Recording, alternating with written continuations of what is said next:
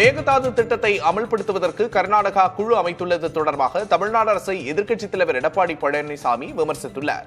அவர் தனது எக்ஸ் தள பதிவில் காவிரி மேலாண்மை ஆணையத்திலும் உச்சநீதிமன்றத்திலும் வலிமையான வாதங்களை எடுத்துரைக்காமல் ஏனோ தானோ என திமுக அரசு செயல்பட்டதால் இந்த துர்பாக்கிய நிலை ஏற்பட்டிருப்பதாக சாடியுள்ளார்.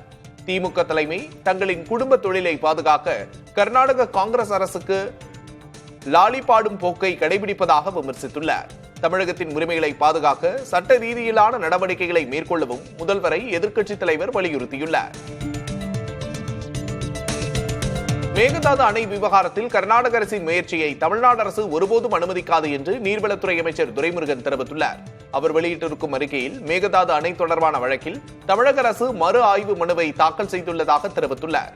அதேபோன்று மேகதாது அணையால் தமிழகத்திற்கு ஏற்படும் பாதிப்பு குறித்து மத்திய நீர்வள குழுமத்திடம் விரிவான மனு அளிக்கப்பட்டிருப்பதாக குறிப்பிட்டுள்ளார். தமிழ்நாடு அரசு காவிரி டெல்டா விவசாயிகளின் நலன்களை பாதுகாக்க தொடர்ந்து நடவடிக்கை எடுத்து வருவதாக கூறியுள்ள அமைச்சர் துரைமுருகன் கர்நாடக அரசின் முயற்சியை தமிழ்நாடு அரசு ஒருபோதும் அனுமதிக்காது என்று தெரிவித்துள்ளார்.